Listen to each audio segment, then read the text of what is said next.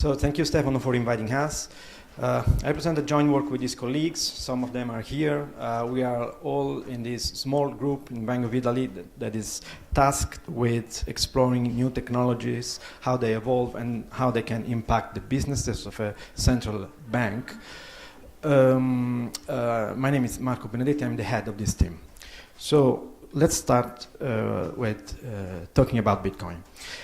This is a very complex slide we use sometimes to introduce the whole matter, but I assume most of you are familiar with concepts such as proof of work, user addresses, consensus protocol, distributed applications, double spending, so I won't spend any time at all talking about all these features. I just want to focus the attention on two loops you see here. First loop is this one. So there are miners that do their proof of work to build this blockchain, this decentralized trusted computing platform. The platform, among the other things, generates a fresh supply of new money. And this fresh supply is a monetary income that motivates these miners to keep on doing what they do. To give you an order of magnitude, we are talking about a current market valuation of about 20 million euros a day produced through this loop. So this loop is the one you hear the most about when you read the mainstream press and whatever. We are not going to focus on this loop today. We are going to focus on the second loop. The second loop is that this decentralized computing platform is used to sustain a decentralized ledger on which transactions are written, and transactions have their fees applied. The fees are specified in bitcoins. They have a market value, and they contribute to motivate their profit, a second kind of profit for the miners. So the story goes like this, that in the long run, this monetary income is going to shrink more and more, and then in the end, you will only have fees to support this system in the very long run. So let's see what is really happening on the Bitcoin blockchain. Let's start with mining revenues from 2011 to 2017. This is the amount of new coins that are being generated per block, okay, over time. So you see a couple of dramatic shifts because every 4 years, roughly, by protocol, the mining reward is halved by protocol, so no one can do anything about this. This may seem a huge change for miners, of course, but if you look at the market valuation of Bitcoin over the same period, you see a substantial increase, almost exponential in the past couple of years. So if you multiply the market price by that amount of new coins, you obtain the amount, the revenue obtained by new coins in a real world, in a fiat currency. So what you see is that these changes are not at all dramatic now. They don't reflect over here, and there is some movement that is not related to the halving by protocol, and by all measures, a miner has seen its revenue increase a lot over time. So what about fees? Because we said we are interested in fees. Well, fees were almost invisible for most of the time of the Bitcoin history. So you see here, maybe you see this small, very small line. These are the fees, almost irrelevant for most of Bitcoin history. You don't even see any particular shock at the point where the revenue is halved. Maybe because expectations were set well in advance. This was known since the beginning of Bitcoin time, that at mid-2016 we should have had a halving at that point. And so, well, this fees really seems not that much important, apart perhaps 2017. Let's zoom in 2017. What we see is that there are fluctuation peaks, something is moving in this amount of fees, but clearly it is not related to the amount of new coins because it is a flat line. And also we see that it's no longer true that these fees are completely irrelevant to the overall revenue of miners. Let's zoom in once more into December 2017. What we see here is that, well, there have been periods where the fees were up to 45% of the overall revenue of a miner. And also with some strange phenomena, like, if you remember, mid-December, the market valuation of Bitcoin started decreasing and decreasing, but at the same time, slightly thereafter, we see fees in the market rising and rising. So what's going on here? To answer these questions, let's see the mechanics of confirming a transaction. As you know, transactions arrive, they are placed in a mempool, kind of backlog of things to do, and then the Bitcoin confirmation network does its job, and from time to time, you have your new 1 megabyte block in the blockchain. This is a machine that has a fixed throughput in output, but a variable throughput in input, basically. So this is a kind of buffer that has to adjust for what's going on in terms of new incoming transaction requests. This is quite unlike traditional payment systems, because basically there is a scarce resource that is the confirmable amount of transactions per unit of time in terms of how many bytes it takes to specify the transactions. This is fixed because at the protocol level, you know that the megabyte cannot be, the block cannot be more than 1 megabyte, and the confirmation speed of the block on average is 10 minutes, even if, of course, this is a probability distribution and just the average is 10 minutes. These two parameters are locked at protocol level, and it takes a broad consensus to change them. Actually, they have never been changed so far, so it's a very stable parameters that we can consider as a given here. There are a couple of other major differences compared to traditional payment systems. First is that the fee is chosen by the customer and not by the service provider. So it's like you say, for my Visa transaction today, how much I feel like paying Visa? So here you can say something like this, but dually, miners are under no obligation to immediately or at any time, for what matter, process your transaction. So all these differences together from a traditional payment systems beg the question, what happens from the market perspective, from the end user perspective, and from the perspective of the rational miner? Well, if we analyze these 3 points of view, we expect to see things like this. Everyone reasons in terms of fee paid per byte occupied and not by the amount of volume, the amount of value you are moving. So in traditional payment system, you expect your fee to be somehow proportional to the amount of money you're moving, but here it's proportional to the byte it takes to describe the movement. So quite different. Well, you expect that given that you have a very scarce transactional capability, under strong load, strong demand, you may see fees rise. From the point of view of the end users, you may see kind of different quality of service tiers, because the more you're willing to pay for the same transaction, same size, same amount of money moved, the faster the transaction should go to the system. But anyway, it may be that at some time fees get just too high for some common use cases. From the point of view of the miner, it is no longer irrelevant which transactions you put into the current block out of an enormous amount of transactions, but it becomes an optimization problem that they have to solve in addition to solving the problem of block mining. So in the rest of this talk, I would just give you one plot for each of these points, A, B, C, D, E, to see observationally if these phenomena are actually happening inside the Bitcoin network. Let's start with A. It is true that everyone is reasoning in terms of byte and don't care at all about how much money is being moved. Here we do a couple of scatter plots and compute a couple of correlations, and you see very clearly that the fee is strongly correlated with the size in kilobytes of the transactions.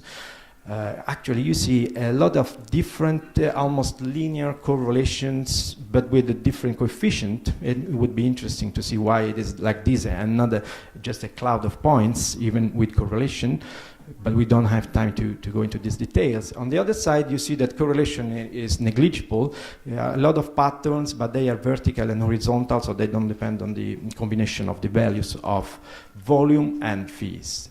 So yes, no one is paying attention to the amount of bitcoins being moved in transactions. These plots are based on 10 million transactions processed in December 2017. Point B, the fees are moving in strange ways that we don't understand. Let's put side by side the amount of fees with another measure, entirely different, the number of megabytes of objects inside the mempool.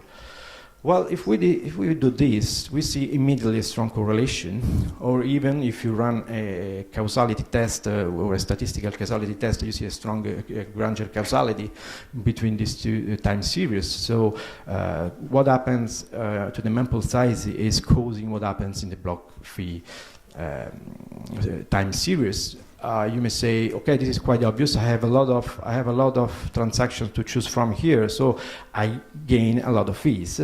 But that's not quite true, because you have the blockchain inside these two worlds, and the blockchain is fixed size per unit of time, no more than 1 megabyte every 10 minutes. So what happens is that some of the transactions, the best transaction by some measure, have to be selected to constitute those fees. And if you go see inside the mempool which kind of transactions you have in terms of how many bytes per unit of memory they offer, there are some rich transactions and there are some poor transactions. Of course, the fee and the amount of space they take are not correlated, so you have to reason on both measures. In the blockchain, the fee density changes over time depending on what is available in the mempool. So when there are rich transactions, the density of fees become higher and you see higher fees in the end. So now let's take a closer look at this peak. This is kind of system that is breathing. It is inhaling transaction at one point and then exhaling transactions at another point. And here is where demand exceeds supply, so the mempool has to inflate to accommodate for this, and you see systematically that fees per byte increase, and then exactly the other way around happens here. Supply exceeds demand, and the mempool deflates, and fees per byte decrease. And you also see that the higher fees tend to appear rather than lower fees, but then they tend to be consumed before lower fees. And you also see a lot of sub-breaths that are generally synchronized with weekends. So we can call this the breath of the wild Bitcoin. This is a citation of a famous game by Nintendo, for those of you who know. Okay, so this is the point of view of the fees. Now, the point of view of the final user using all this system, what's happening? Well, final user sees something like this, that the time it takes to process its transactions depend on the amount of money it's willing to put into the fees, and by a substantial amount, because here you see, notice that the y-axis is a logarithmic scale, so you can obtain up to 2 orders of magnitude of improvement in the confirmation speed by just granting larger fees to miners. After a certain point, you see no improvement. Basically here, after 2 euros per kilobyte, it makes little to no sense to keep on increasing. This graph gives me the occasion to introduce another point. So where do all this data come from? Because this is not in the blockchain, of course. If you go in the blockchain, you have no idea how to plot this graph. We have a data processing and analytics platform through which we compute all these plots, and the sources are both the blockchain itself with all the historical data and a few sentinels we placed on the peer-to-peer network back in October 2016 to record all the information that is transient, that don't get inside the blockchain. For example, the first time you see a transaction submitted for confirmation is an important measure that you here you see is absolutely important to compute this graph. But it's something that you don't find in the blockchain. So we listen to what's happening in real time in the blockchain. Okay, another thing that the end user sees is that indeed the fees can get so high. Let's look, for example, at November, December 2017, where you had to pay at least 5 euros a transaction to do whatever you wanted to do. So it is clear that if you want to move 10 euros, it makes no sense to pay 5 euros of fees. So this is no longer a system that can support even hypothetically any retail payment systems. Maybe this becomes a settlement system for large transactions, but then a lot more infrastructure is needed to perform the actual small retail transactions. So this is what the end user sees. And there are a lot of interesting phenomena here that we don't have time to talk about. So for the sake of brevity, I will skip this and move directly to the last part, the miner point of view. So for the miner, this is an optimization problem, because you want to maximize the amount of fees it can squeeze out of the current mempool, but it has this important constraint of the size of the block. And so this problem is well known in the literature. It's called a 0-1 knapsack problem, and it's a way to formalize the question, how we make best possible use of the limited resource we have. Well, okay, it's not so easy. There are several other constraints to take into account, the most important of which is this one, that transactions in blockchain have preconditions, meaning that one transaction may consume a coin that was created as the output of a previous transaction. And this can be arbitrarily complex. So you have a graph of transactions. The only guarantee you have is that there are no cycles, because it is a causal loop, so it would be impossible to build a cycle. But other than that, this can be arbitrarily complex. Some of these preconditions may be in previous blocks, so already locked in time and put no constraint when you are reasoning live on the next block, but some of them are in the current mempool. So you have unconfirmed transactions that depend on other unconfirmed transactions in an arbitrarily complex way. Is this a thing that happens often? Because it was thought to be quite rare to see this phenomenon. But we measured the phenomenon and we saw some quite surprising results, like this number of interblock dependencies in the mempool and in blocks. So this means, for example, that if you take this point, on this day we had that 30% of the mempool transactions dependent on other unconfirmed transaction in the mempool. So overall, this says that you cannot avoid reasoning on this constraint, and any algorithm that is trying to solve the problem exactly spend a lot of time on this part here. Okay, we have other constraints too. For example, double spending. We have to make sure that no double spending happens. In the Bitcoin machine, there are several points where double spending attempts are filtered out, but none of them gives a strong guarantee. The only point where there is a strong guarantee is when the miner has really to avoid putting two inconsistent transactions that expand the same precondition into the block, because if he were to do this, the other will recognize the block as an invalid block and he will lose all his revenue from this block. So he is really motivated to avoid this. But double spending can be a non-trivial issue, because you might be, given that there is no authoritative version of which is the original and which is the double in any situation, if you reason with this maximization criterion, then maybe you have to prefer some version of the potential history to some other version of the potential history. Finally, this is an online problem, because as you reason, new transactions arrive over time. So this is an online multi-period precedence constraint, a 0-1 knapsack problem with a maximum independent set problem embedded. It's not an easy problem. What we can say is that the first problem is very well known and is NP-hard. There are variants that are polynomially tractable, but not all of them. But we don't have an asymptotic situation, because the block of blockchain is not getting larger and larger. It's just a given fixed dimension. So the question arises if in practice it is tractable.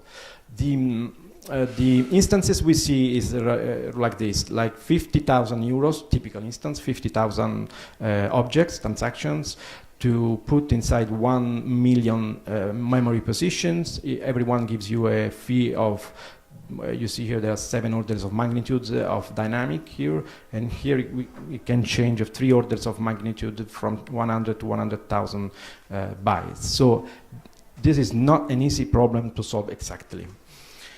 This one is not uncommon. We have seen that this is quite common indeed. This other one is infrequent because there are other, for example, nodes discard double spending attempt on a policy best effort based. And finally, this is not negligible at all, because in the time it takes to validate a block, on average, you have 2,000 new transactions that arrived, and they may well be better than the one you were reasoning on before, so you have to take into account them on the fly. So what we did here is to ignore these two constraints, reason offline rather than online, and see what we can do if we can beat miners at their own game. What we did was to select a large random selection of blocks from 2017 in the pre-SegWit, for those of you who know about SegWit stage, but not because this doesn't make sense for SegWit, just it was a different set of computation to do. We didn't have time. and take the baseline, what the miners actually did in terms of fees, or in all these blocks, how many fees were they able to collect as a baseline. So that is this. Can we do better than this or worse than this? We started with a very simple greedy algorithms, linear time execution, that reason on the ratio between fee and size, and tries to, in a greedy way, to get in the best transactions. And we obtained this performance profile, meaning that these heuristics in 35% of cases improves over what miners are doing, so gain more than the miners. But on average, if you were to use this algorithm always, you will lose. You will do 18% worse than the average miner on the market. Then we tried with another quadratic time algorithm that does a lot more reasoning, but it's still a fully tractable approximation. And we obtained this performance profile, which means that in 90% of the cases, using these heuristics, we collect more fees than the miners have collected in the same situation with the same mempool at the same moment in time. Of course, this is a counterfactual reasoning. What if we were the miners and not this algorithm? So it is true that there are kind of 10% of very smart miners that are doing better than G2, but this heuristics has a positive average value, meaning that if we were to use these heuristics on all the blocks, then we will gain 5% more than the average miner. Is this important? What number we're talking about? On this scale, 1% of improvement is like 70,000 euros a day. So it appears miners are not really pressed to optimize a lot on their fees. Okay, that's all.